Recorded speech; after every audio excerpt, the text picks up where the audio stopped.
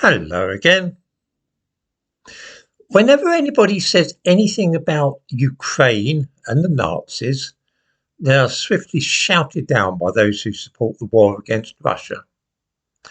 Those who point out that death camps like Treblinka and Sobibor were staffed in the main by Ukrainian volunteers are treated as cranks, and the whole history of Ukraine is rewritten to obliterate this kind of embarrassing circumstance. Every so often, though, the mask slips, and we are able to see the reality of the current war in Ukraine. A perfect illustration of this occurred yesterday when both President Zelensky of Ukraine and Prime Minister Justin Trudeau of Canada got to their feet and clapped to honour an old man living in Canada. Who was this 98-year-old fellow? Somebody who had lived a life devoted to others, perhaps?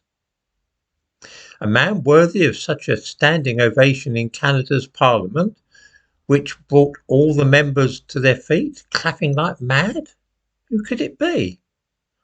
Well, his name is Yaroslav Hunka, and he's a former member of the 14th Waffen-SS Division of the German Army, which carried out some pretty terrible atrocities in Ukraine.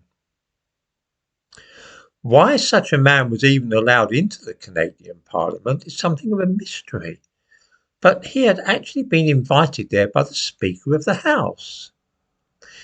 Is it possible that those cheering this man were not aware of what happened in Ukraine during the Second World War? I find that unlikely. I think that those honouring such a man knew perfectly well that he had been a member of the SS, but that the fact that he was anti-Russian trumps that minor detail.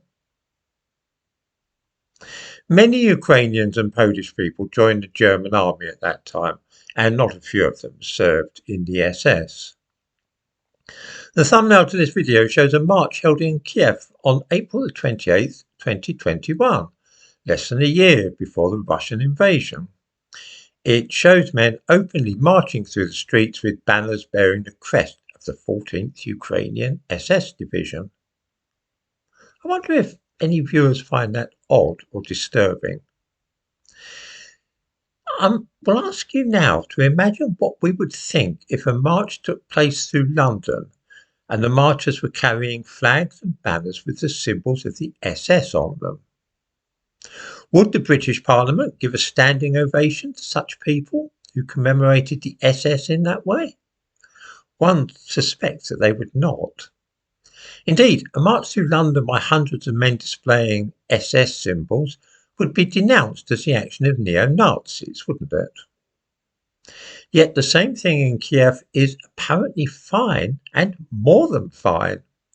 Not only do we in the West approve of that kind of thing, but our leaders even get to their feet and applaud former members of the SS, as long as they're opposed to Russia. I hope that people bear this in mind the next time that talk turns to those ridiculous accusations that Ukraine is a hotbed of neo-Nazis. Might there actually be something in the idea after all, I wonder?